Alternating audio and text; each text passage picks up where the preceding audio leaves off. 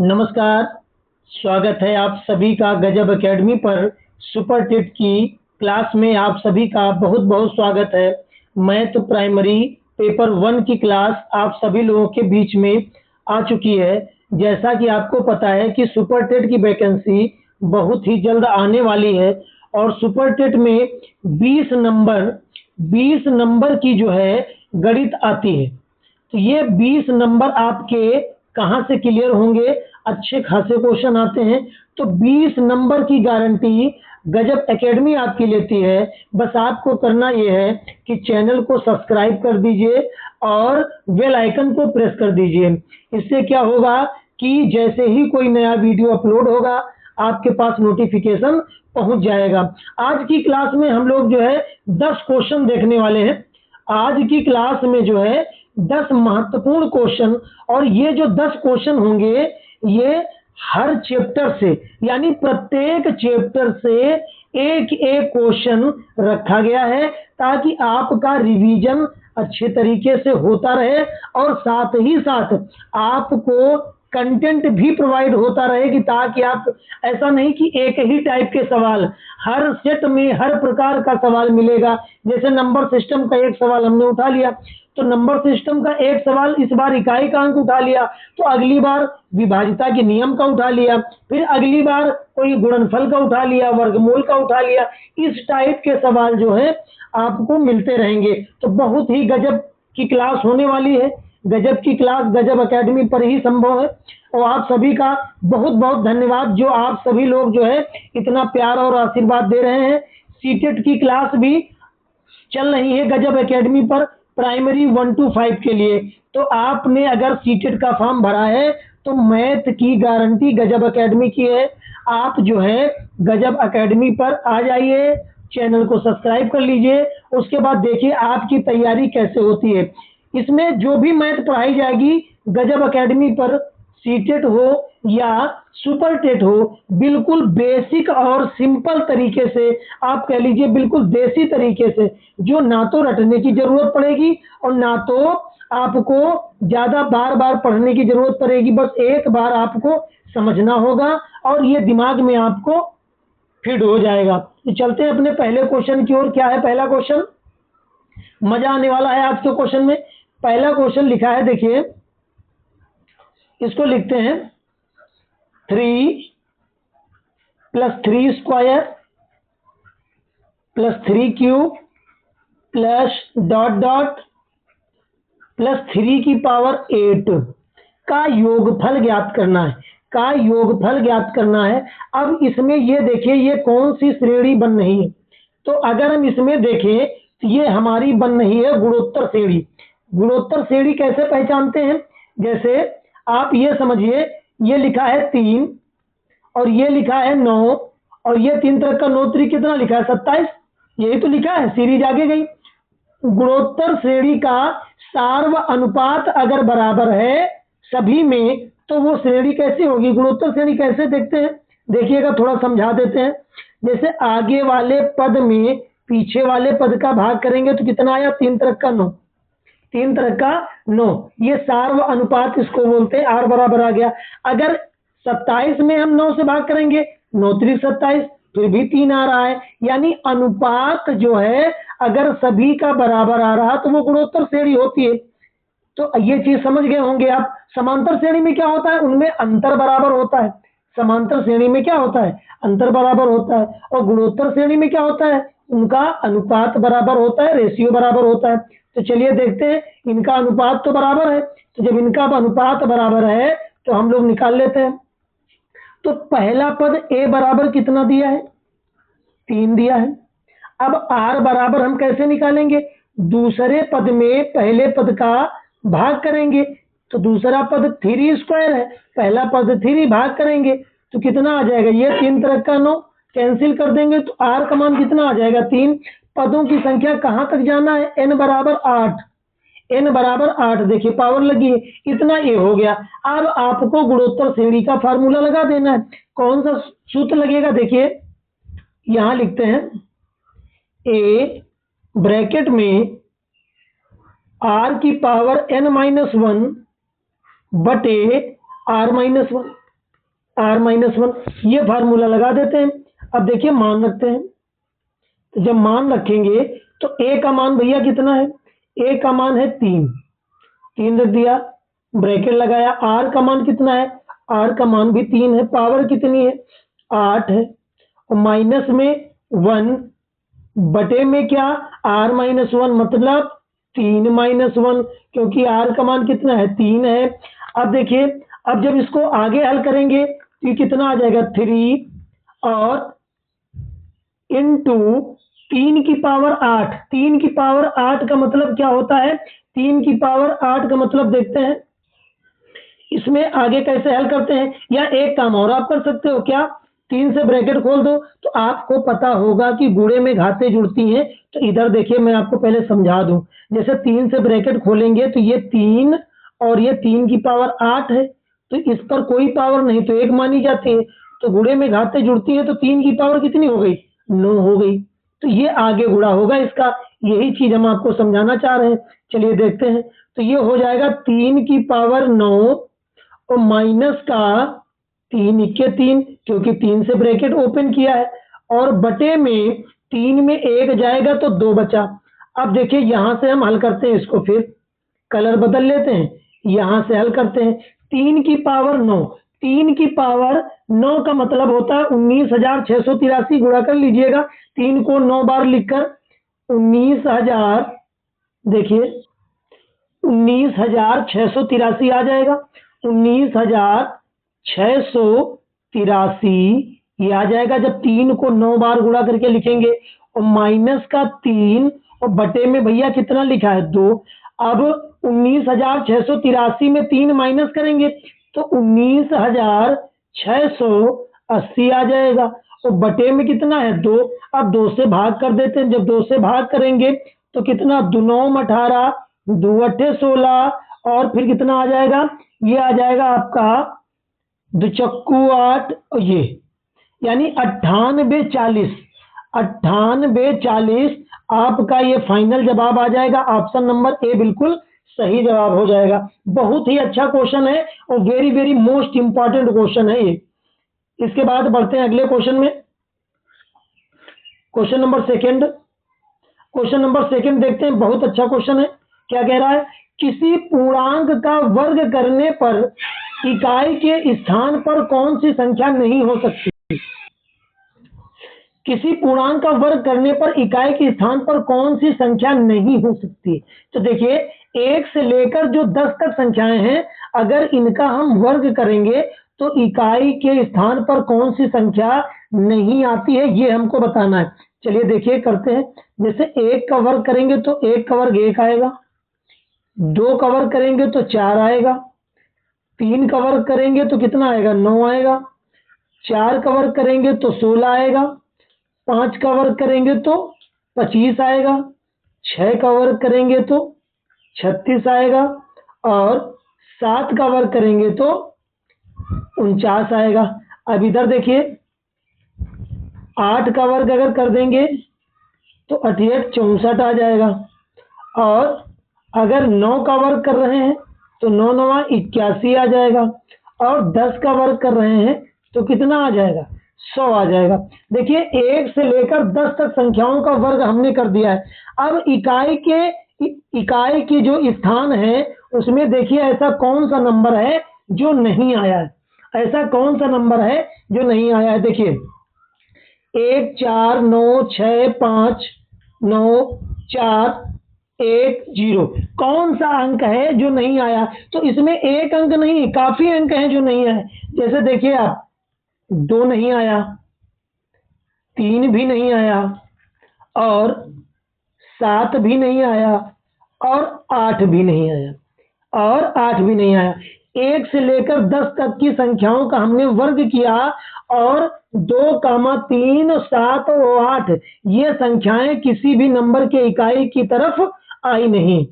यानी आप ये समझ गए कि जब 1 से लेकर हम 10 तक संख्याओं का वर्ग करेंगे तो ये संख्याएं हमको इकाई की तरफ देखने को नहीं मिलेंगी। कौन कौन सी, 2 नहीं मिलेगी, 3 नहीं मिलेगी, 7 नहीं मिलेगी, 8 नहीं मिलेगी, और बाकी सभी संख्याएं मिलेंगी। तो इसमें ऑप्शन कौन सा है, इसमें ऑप्शन 2 है, तो ये सी नंबर हमारा आंसर हो जाएगा।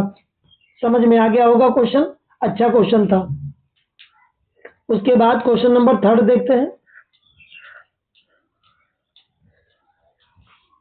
क्वेश्चन नंबर 3,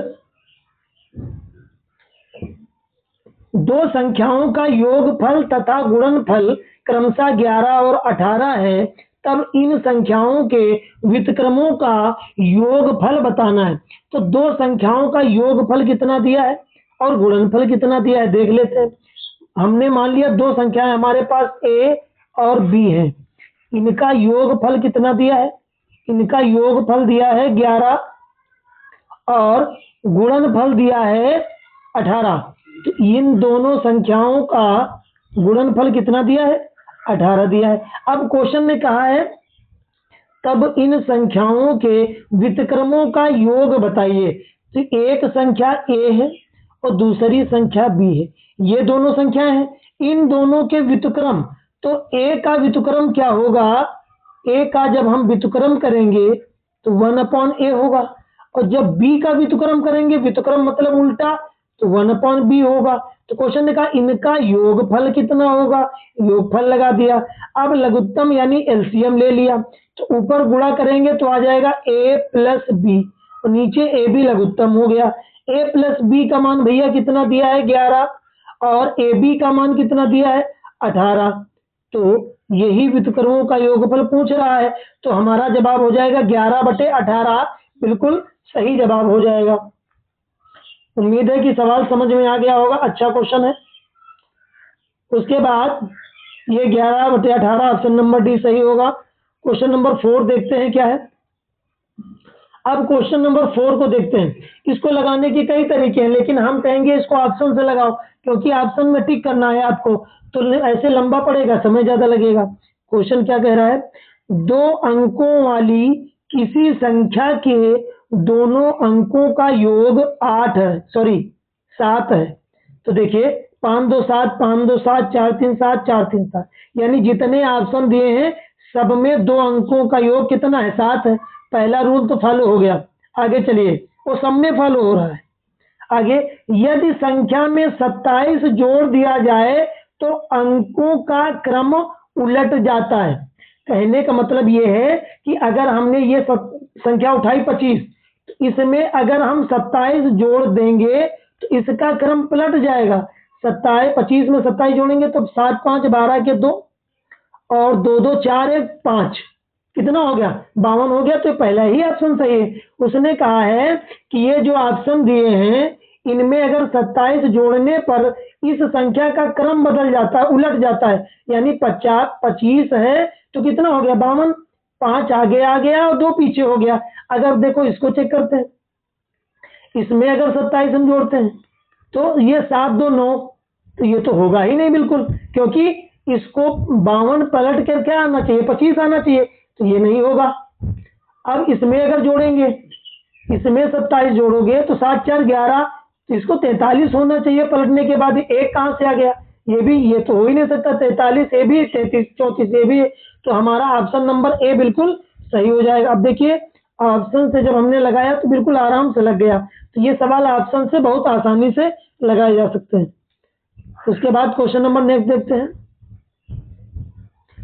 क्वेश्चन नंबर 5 क्या कह रहा है, क्वेश्चन नंबर 5 है, 2 संख्याओं का योग दिया हुआ है 32, उनमें से यदि एक संख्या -36 हो तो दूसरी संख्या बताइए।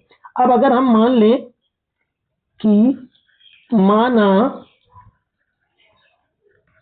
दूसरी संख्या बराबर हमने x मान लिया, और ये जो संख्या दी है ये पहली संख्या दी ही है। क्वेश्चन ने कहा ही है कि एक संख्या -36 है। अब क्वेश्चन ने कहा है कि दोनों संख्याओं का योग 32 है, तो पहली संख्या और दूसरी संख्या का योग कितना है 32, यानी ये x और ये योग, और दूसरी संख्या कितनी है या पहली संख्या कितनी है -36, बराबर कितना है 32। ये आप समझ गए होंगे। एक संख्या हमको पता है -36, हमसे दूसरी संख्या पूछा गया है, तो हमने दूसरी संख्या मान लिया x, तो पहली संख्या और दूसरी संख्या का योग कितना दिया है 32। अब देखिए इसको हल कर लीजिए, x प्लस माइनस माइनस हो जाएगा तो ये 36 हो गया, बराबर ये 32 हो गया। अब x बराबर ये 32 माइनस का 36 उधर जाएगा तो प्लस का 36 हो जाएगा, तो ये प्लस का 36 हो गया। अब दोनों को जोड़ने पर कितना आ जाएगा, 6 2 8, 6 2 कितना हुआ, ये 8 थोड़ा सही बना दे, 6 2 8 3 3 6 68 यानी 68, ये हमारा सही जवाब हो जाएगा। दूसरी संख्या कितनी है, 68 है, दूसरी संख्या 68 है, क्योंकि इसमें अगर जोड़ देंगे इसको माइनस 36 में तो प्लस माइनस माइनस घट जाएगा तो 32 फिर बच जाएगा, तो ऑप्शन नंबर बी आपका बिल्कुल सही हो जाएगा। क्वेश्चन नंबर 6 देखते हैं क्या है।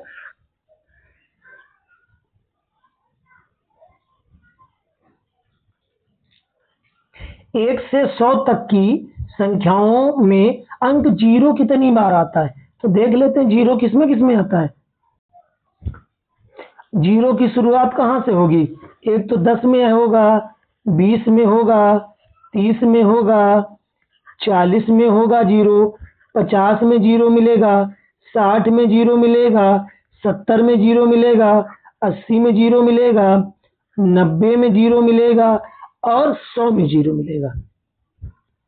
अब गिनिए कितने जीरो हो गए, 1 2 3 4 5 6 7 8 9 और 9 2 11, क्योंकि 100 में 2 जीरो हैं तो 1 से लेकर 100 तक की संख्याओं में जीरो की संख्या कितनी है, 11, तो ऑप्शन नंबर सी हमारा बिल्कुल सही जवाब हो जाएगा। क्लास कैसी लग रही है आप कमेंट में जरूर बताइएगा। एक से एक मोस्ट इंपॉर्टेंट क्वेश्चन आप सभी के बीच में हर चैप्टर से सवाल रखे गए हैं ताकि आपका रिवीजन बना रहे, आप क्वेश्चन भूले ना। देखिए ये क्वेश्चन लिखा है, कितने वर्षों में 12% वार्षिक दर से 3000 रुपए का साधारण ब्याज इतना हो जाएगा। देखते हैं, आसान क्वेश्चन है। देखिए दर कितनी दी है, दर क्वेश्चन ने दी है 12% और 3000 का साधारण ब्याज यानी मूलधन कितना दिया है, मूलधन दिया है 3000 और ब्याज कितना दिया हुआ है, क्वेश्चन में ब्याज दिया गया है 1080। क्वेश्चन ने कहा है कितने समय में, कितने वर्षों में, यानी समय हमसे पूछा गया है। अब आपको फार्मूला पता है, साधारण ब्याज बराबर क्या होता है, मूलधन इंटू दर इंटू समय और बटे में 100। अब इसको इंग्लिश में भी लिखना चाहो तो लिख सकते हो, जैसे मूलधन को क्या कहते हैं, प्रिंसिपल, तो पी हो गया, दर क्या हो गया, रेट, आर हो गया, समय क्या हो गया, टाइम, टी हो गया, बटे 100 हो गया ये। और साधारण ब्याज को क्या कहते हैं, सिंपल इंटरेस्ट कहते हैं। तो इंग्लिश में भी ये सूत्र बन जाता है, SI बराबर PRT अपॉन 100।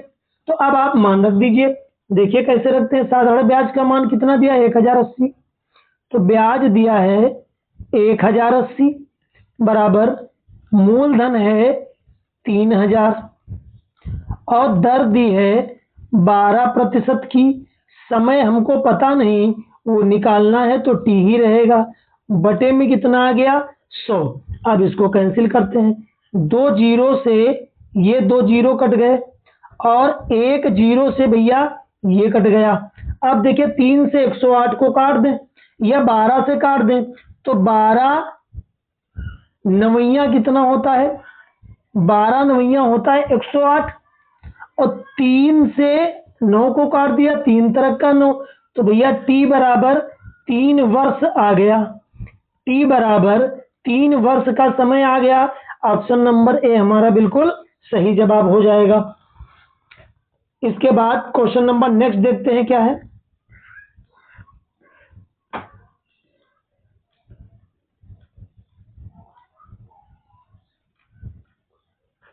यदि 15,000 को 8% चक्रवृद्धि ब्याज की दर से उधार दिया जाता है तो 2 वर्ष बाद उसका मिश्रधन कितना होगा। तो इसको लगाने के कई तरीके हैं, अगर आप फार्मूला से लगाएंगे तो फार्मूला इसका सीधा बन जाएगा, मिश्रधन बराबर ये मूलधन और ब्रैकेट में आ जाएगा आपका 1 प्लस आर यानी दर बटे 100 की होल पावर टी यानी कितना समय। आप इससे लगाएंगे तो डायरेक्ट आपका निकल के आ जाएगा क्या, मिश्र धन निकल के आ जाएगा, मिश्र धन निकल के आ जाएगा। चलिए पहले फार्मूला लगा के दिखा देते हैं। तो अब देखिए मूलधन कितना है 15,000, 15,000 1 प्लस दर कितनी है 8%, तो 8/100 हो जाएगा। और समय कितना है 2 वर्ष का, तो 2 रख दिया। अब देखिए अगर 8/100 को हम कैंसिल करें थोड़ा, तो 4 से कैंसिल करें अगर, तो 4 दूना 8, यहाँ पर देखिए कैंसिल कर रहे हैं 8/100 को, तो 4 दूना 8 और 4 से 100 में भाग करेंगे तो 25 आ जाएगा। यानी 8/100 को जब हमने कैंसिल किया तो कितना आया 2/25, 2/25 आ गया।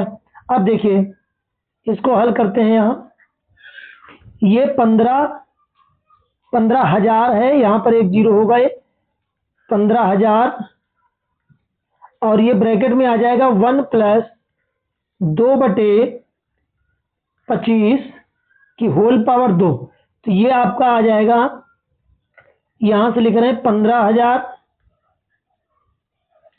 अब इंटू 25 इक्के 25, 25 2 27, 27/25 दो बार लिखा जाएगा क्योंकि पावर लगी है स्क्वायर लगा है, तो 27/25 इसको 2 बार लिखा जाएगा। अब इसको कैंसिल कर दीजिए, आपका मिश्र धन निकल के आ गया। कैसे देखिए 25 से अगर भाग करेंगे तो 25 छक्का 150 होता है, ये 600 हो गया। फिर इसको 25 से कैंसिल करेंगे तो 25 से पहाड़ा समझ में नहीं आ रहा है, तो 5 से कैंसिल करते हैं, 55 25 और 5 को जब 6 से काटेंगे तो आ जाएगा 5 इक्के 5 और कितना हो गया 10, 5 दूनी 10, 5 इक्के 5, 5 दूनी 10, 120 आ गया। अब 5 से 120 भी कट जाएगा, 5 से कैंसिल करेंगे तो 5 दूनी 10, 5 चक्कू 20, 24 आ गया। 27 इंटू 27 और 24 का गुणा करना पड़ेगा, तो 24 और 27 इंटू 27, इनका जब गुणा करेंगे तो ये होगा 24 इंटू 27, 27 को गुणा 729 और 729 का गुणा जब 24 में करेंगे तो 4 9 36, यानी 17,496, 17,496 हमारा आंसर आ जाएगा, 17,496। ये ऑप्शन नंबर सी हमारा बिल्कुल सही जवाब हो जाएगा। तो एक तो तरीका ये हो गया कि आप फार्मूला रख दीजिए और आप डायरेक्ट मिश्र धन निकाल दीजिए। अगर आप ट्रिक से लगाएंगे तो उससे भी निकल आएगा, क्योंकि उससे ब्याज निकलेगा और ब्याज में मूलधन जोड़ देंगे तो तुम्हारा मिश्र धन निकल आएगा। अगर देखो अगर बताना चाहें तो वो भी बता सकते हैं। देखिए अगर हम उसको लगाएंगे ट्रिक से, जैसे दर अपने पास कितनी है 8%, तो 8% को अगर हम कैंसिल करें तो कितना आ जाएगा 2/25, 2/25 इतना ही आ गया, ये दर अपनी आ गई। अब देखिए अपने पास मूलधन कितना है 15,000, टोटल मूलधन कितना है 15,000। तो जब पहले साल हम 15,000 का 2/25 करेंगे, देखिए ये टोटल अपने पास कितना है 15,000, इस 15,000 का जब 2/25 करेंगे तो कैंसिल करिए, 25 से कैंसिल किया, 25 छक्का 150 और ये 2 जीरो। पहले साल का ब्याज कितना आया 600 रुपया, 600 नहीं 6 दूनी 1200 हो जाएगा भैया।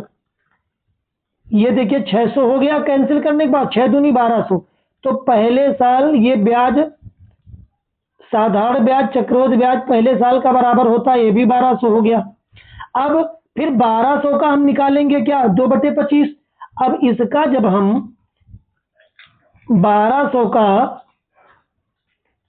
2/25 निकालेंगे,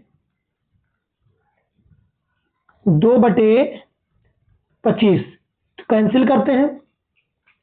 देखिए 5 से अगर कैंसिल करें तो 55 25 और 5 दूनी 10, 5 चौकू 20, 240 आ गया। फिर 5 से कैंसिल करेंगे तो आ जाएगा 5 चक्कू 20, 5 अट्ठे 40 और 48 दूना 96। ये कितना आ गया ब्याज? 96 आ गया दूसरे साल का। पहले साल का तो आ गया कितना? 12 12 2400। इनको जोड़ देंगे, ये तीनों जो है ये जुड़ जाएंगे तो 12 12 24 और ये 96। तो यानी 2 वर्ष में ब्याज कितना आया? 2496। 2496 ये ब्याज आया 2 वर्ष का। और आपको पता है ब्याज में अगर मूलधन जोड़ देते हैं तो मिश्र धन आ जाता है। तो अब देखिएगा यहाँ पे मूलधन कितना था? मूलधन था 15,000। मूलधन कितना था? 15,000। ब्याज कितना निकला है? 2496। 2496 तो मूलधन में ब्याज जोड़ देंगे तो हमारा जो है ये निकल कर आ गया 17,496। ये क्या निकल के आ गया? मिश्र धन निकल के आ गया। आप सवाल जैसे चाहें वैसे लगा सकते हैं, लेकिन ये है कि थोड़ा समझाने में समय लग रहा है तो आपको लग रहा होगा कि थोड़ा बड़ा क्वेश्चन है। तो आपको दोनों तरीकों से बता दिया, जो तरीका आपको सही लगे उससे आप आसानी से कर सकते हो। ये भी तरीका अच्छा है। अगर मिश्र धन निकालना है तो वो भी तरीका बेस्ट है। इसमें ब्याज निकालना है तो ये तरीका बेस्ट है। अगर मिश्र धन निकालना है तो सूत्र ही बेस्ट है, एक बार लगा दो हल कर दो। और अगर ब्याज निकालना है तो ये, क्योंकि एक बार ब्याज निकलेगा फिर ब्याज को हम मूलधन में जोड़ेंगे तब हमारा मिश्र धन आएगा। ये क्वेश्चन नंबर 8 कंप्लीट हुआ। उसके बाद क्वेश्चन नंबर 9 देखते हैं क्या है। क्वेश्चन नंबर 9, क्वेश्चन नंबर 9 है, एक चूल्हे को 840 में बेचने पर दुकानदार को 4% की हानि होती है, तो चूल्हे का क्रय मूल्य बताइए। जब भी क्रय मूल्य पूछा जाए तो आप ये समझ जाना क्रय मूल्य 100% होता है अपने आप में, तो क्रय मूल्य 100% पे निकलता है। हमने बेचा कितने में? 840 में। जब 840 में बेचा तो हमको कितने परसेंट की हानि हुई? 4% की हानि हुई। हानि और लाभ सब 100% में होता है। अगर हानि हो रही है तो 100 में माइनस होगा और अगर लाभ हो रहा है तो 100 में प्लस होगा। तो 4% की हानि हुई तो कितना बचा? 96। हमको क्रय मूल्य निकालना है तो इंटू 100 कर देंगे।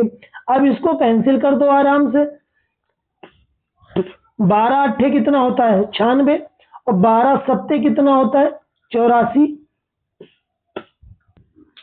इसको 4 से काट देंगे, 4 दूना 8 और 4 से 100 को काटेंगे तो 25 आ जाएगा। अब इस 2 को 2 से 70 को उड़ा देंगे तो 35 दूना 70। अब आपका 35 इंटू 25 दोनों का जब गुणा कराएंगे तो कितना आ जाएगा? आ जाएगा 875। 875 ये इसका क्रय मूल्य हो जाएगा, क्योंकि 4% की हानि पे उसने 840 रुपए में बेच दिया था। तो ये क्वेश्चन समझ में आ गया। उसके बाद क्वेश्चन नंबर नेक्स्ट देखते हैं। Question number 10। क्वेश्चन नंबर 10 क्या कह रहा है? किसी वस्तु के मूल्य में 30% की वृद्धि हो जाती है और उस वस्तु की खपत 20% कम कर दी जाए तो उस वस्तु के व्यय में कितने परसेंट की वृद्धि अथवा कमी होगी? इसको आप सक्सेसिव से लगा दो सीधा। देखिए 30% की वृद्धि हो रही है प्लस का 30, उसके बाद 20% की कमी हो रही है। तो एक बार सक्सेसिव लगाने का मतलब ये है 20% की कमी है तो माइनस लग गया, यहाँ प्लस होता है तो यहाँ माइनस, इसलिए ये हो जाएगा क्योंकि 30 की वृद्धि और 20 की कमी तो यहाँ प्लस होता है। तो उसके बाद ये अगर माइनस का आ जाएगा तो ये प्लस माइनस फिर माइनस हो जाएगा। तो ये अब इसको कैंसिल कर देते हैं तो ये 0 ये 0 दोनों कट गए। 30 में 20 गए तो 10 बचे और 3 दूना 6, यानी 4% की वृद्धि हुई है क्योंकि प्लस का 4 आया है, इसमें प्लस का 4 आया है। फार्मूला हमने ये वाला लगाया m plus n plus mn बटे 100, ये वाला फार्मूला हमने लगाया है।